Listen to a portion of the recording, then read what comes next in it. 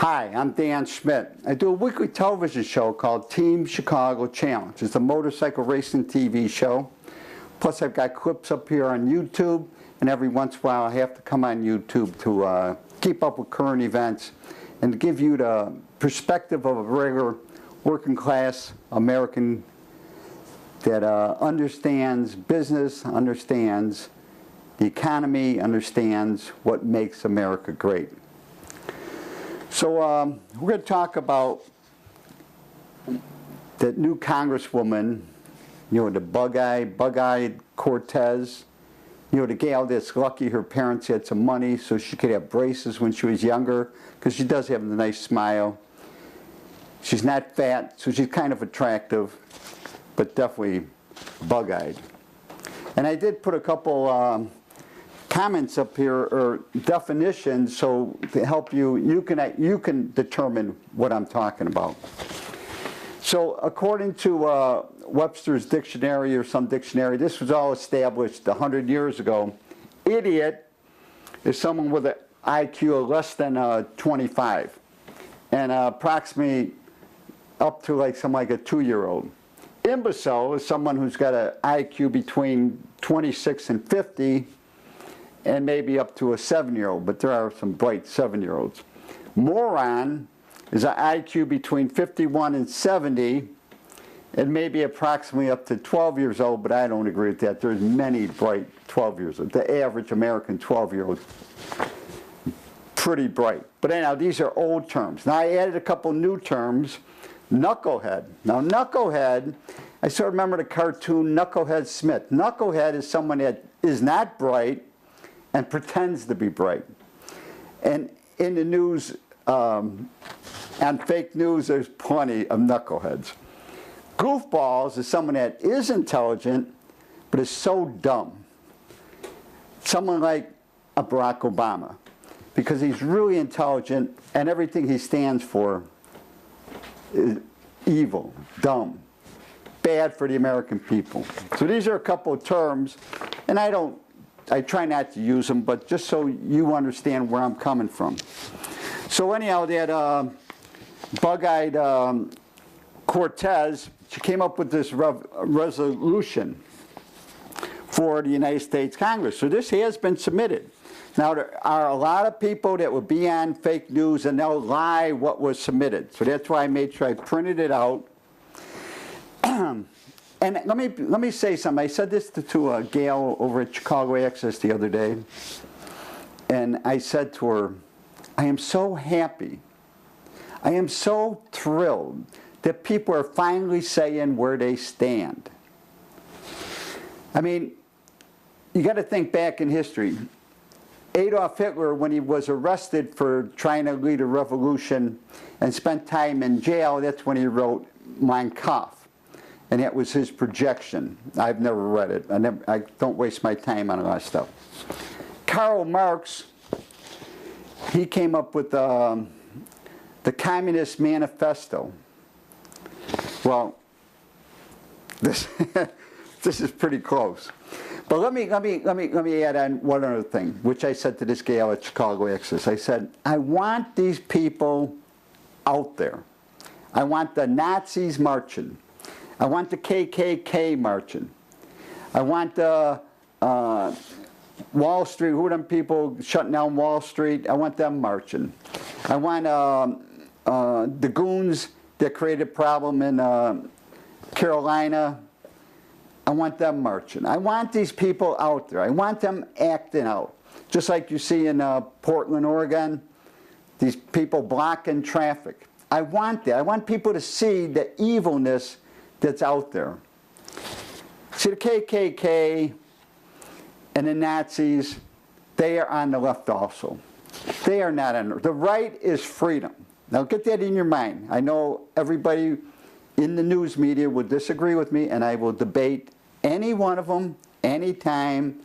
My email, teamdan45@gmail.com. You set the stage, I'll bring the cameras, I'll debate anybody, anytime about what is the right and what is the left. And I am correct. The right is freedom. The left is Marxism, communism, socialism, fascism, the KKK, the Nazi Party. That's all on the left. Big government, no freedom. They're not interested in freedom. I believe in free markets. I believe in freedom. I believe the right to own property. That is the right. All that goofy stuff is on the left. They may be battling with each other. They may have the little pitch battles. They were pitch battles back in Germany in the 1930s. So I want these people to let us know, the average American people, my neighbors right here, I want them to know who the KKK is. I want them marching in the street. I want to see what they look like, because they're all goofballs. Don't you get it? I want to expose these people, the KKK, Ku Klux Klan. I want to see them walking around with their pointed hat, white robes. I mean, who would want to be part of that? Are you kidding me? Are you kidding me? I want them marching, and I want that bug-eyed Cortez preaching what she's preaching. And we're going to go through this a little bit quickly. And there she was on the steps of the Capitol, right there, Markey from Massachusetts, right? All these goofball congressmen, a couple senators behind them, all giggly face. I want to know. I want to know who they are. I want to know what they stand for. I want to know that they want to take away my freedom. I want to know who them punks are, who them goofballs are. I want to know them. I want to look them right in the eye, because they're evil. Every single one's evil. We were blessed. The United States is a blessing. The creation of the United States is the second most important miracle to take place in the entire history of the world. The birth and death of Jesus Christ is number one. The founding of America is number two. Two greatest miracles that ever happened in the entire history of mankind. So let's go look at a little Bug-Eyed Cortez's little scribblings here. But it's right here, House 116th Congress, first session, House Resolution. This is it. This is where she stands. Don't listen to them fake news people, like the guy who was on with Tucker the other night on Fox News. Oh no, we don't mean that. Oh yeah, I got to bring up one other thing. Here's Barack Obama. Here was his Bible. Hillary Clinton, same author. Saul Alinsky, that's right. This is it. This is Barack Obama's Bible. So if you want to know how extreme, but he never came out and told you. At least this gal is being honest. Now they're being honest. I want to know. I want to know who wants to take my property away. I want to know who wants to not let me ride my motorcycles. I want to know who doesn't want me to race motorcycles or my grandkids race motorcycles. I want to know who wants to take away my hamburger. I want to know who wants to destroy America. I want them marching. I want them in the street. I want them on TV every night. I want everybody to see exactly what they want. And then the American people will reject it. I firmly believe the intelligence of the American people. So here's her resolution. So, and they're citing something that came out of the White House. So Donald Trump, you got to really watch what comes out of the White House. You got to be a little bit more on top of things before they release things about global warming. But human activity is the dominant cause of observed climate change over the past century. You know how funny that is? You know how stupid that is? And I remember 25 years ago, there was a volcano that went off in the South Pacific, spewed so much ash in the atmosphere that it changed the temperature the following summer. A volcano. And put more dirt, more soot, more everything, mercury, all these evil things in the atmosphere than since the Industrial Revolution. More soot, more whatever than we could ever. We are nothing. We are human beings. We cannot change the weather. Do you understand that? If you think men can change weather, then you think you are God. No. We are nothing on the surface of the earth. Did you know if everybody in the entire world moved to Texas and everybody got 1 acre, the entire population of the world could fit inside Texas with everybody having 1 acre. So that's 1 acre is approximately 85% of a football field. Think about that. We're going to change the weather. You know, and they make this evil chemical, carbon dioxide. Do you know the Pacific Ocean creates more carbon dioxide every day than all the carbon dioxide created in the United States in a year? Do you understand that? Do you understand every plant? I have plants, I have house plants. You know every plant needs carbon dioxide. Your corn needs carbon dioxide. Your wheat needs carbon dioxide. Your rice needs carbon dioxide. That's how it works. You take in oxygen. You exhale carbon dioxide. If you go to someone's home and it's a nice home, you'll see they'll have house plants. This is, I'm happy she wrote this. This is great. I mean, it's very childish, but let's look a little bit further. All right.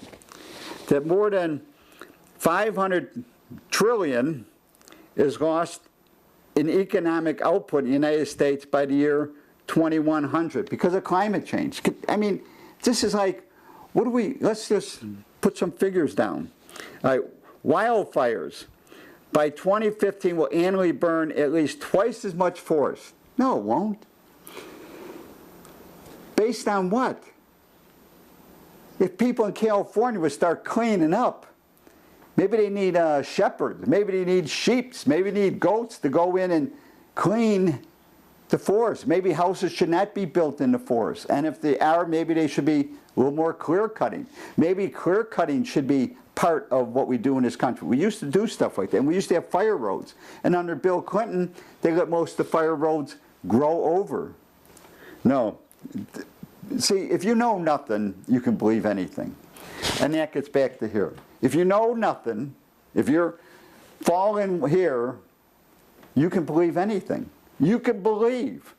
If you're a knucklehead, you can believe whatever Al Gore may say. All right, let's look here. A loss of more than 99% of all coral reef on Earth. Can you believe this? That will happen because of global. Based on what? More than 350 million more people will be exposed globally to deadly heat stress by 2050. Damage of $1 trillion of public infrastructure and coastal real estate in the United States because they believe the seas are going to rise. Did Barack Obama say he ended the sea when he was elected? He's going to end. Just his being. Oh, I am Barack Obama and the seas will cease to rise. Do you get it? Did you get this? Wow. This is pretty nuts. Pretty nutsy. And then she gets into wage stagnation. Then she gets into hourly wages overall stagnate since the 1970s despite increased worker productivity.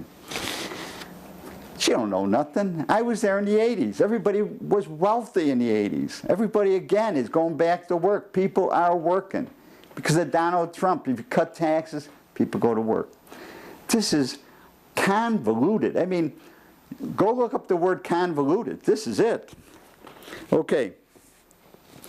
The largely radical racial wealth divide accounts a difference of 20 times between the wealthy average white family and the average black family. Gender earning gap. The wealth factor, which I think I mentioned in my other clip. White privilege.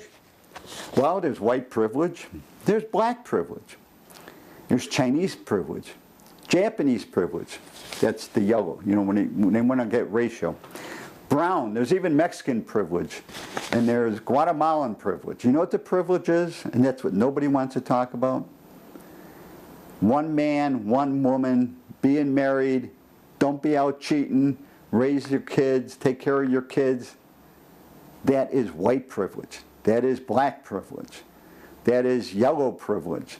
That is brown privilege. What other color do we got? Even the American Indians, red privilege. One family, one man, one woman, being married, raise a family, that's the privilege. Helping your kids with your homework. Being raised by a mother. You know, a strong man, all strong men were raised by a strong mother. You know that? I was very fortunate. My mother could write. When she wrote, and they don't teach that anymore in school, you know that, because they're, what are they in the school, the teachers? You choose. We don't teach writing anymore, we don't teach, and the flow of words on paper, no, that is what privilege. It's so sad. All right, what else? Oh, and then she brings up World War II, that we have to combine and we got to rebuild every house. So what, the government's going to come in here and going to tell me I have to rebuild my house according to them? And where's all these parts coming from? You know, a quick little story, if you're in the Midway airport area and you had all your windows done, tell me how those windows work 15 years later. The government paid for it. Remember that? This is so, God, I'm so happy she did this. I'm so happy. I hope people really pay attention. And then she gets into, secure for all people in the United States for generations to come, clean air and water, climate and community resilience, healthy food, access to nature, and a sustainable environment. Oh, another one. By guaranteeing universal access to clean water. You know, that is the greatest thing about America. You know, I went to Mexico 40 years ago. Couldn't drink the water. You go to Mexico now, still can't drink the water. You go to China. 5-star hotel in China. They tell you. They tell you. Don't have your mouth open when you take a shower. Cuba, the workers' paradise. I was talking to one of my friends who's a Democrat, who's a judge, who was down in Cuba, and he says, they tell him at the hotel, well, you got to bring toilet paper if you go to a restaurant. Okay, you bring toilet, all right, how about Venezuela? They don't even have toilet paper. But you got to bring toilet paper if you go to a restaurant in Cuba. Now think about the people working in the restaurants. What toilet paper are they using? Where are they washing their hands after they go to the bathroom? The workers' paradise. Only 90 miles away from America. Yeah. Okay, Bug-Eye Cortez. So, as I continue to read through this, I don't know if it's global warming. I don't know if it's a lesson for how to be a good communist, good Marxist. Family farming. So they say agriculture sector as much as technically feasible, including by supporting family farming. Well, I know something about family farm. 99% of the farms in America are family farms. Okay, again, my name is Dan Schmitt. My email is teamdan45@gmail.com. I'm hoping you learned something about our new Congresswoman, Bug-Eye Cortez, the one with the nice smile because she had a good dentist and good parents. And read this. Take your time and read this and find out what Marxism is, socialism, communism, Maoism. I mean, if you want America to be like Venezuela, if you want America to be like Cuba, this is for you. But I'm not giving in. And none of my friends are either. Thanks for tuning in. And if you want to debate me, you find the hall, I'll bring the TV cameras.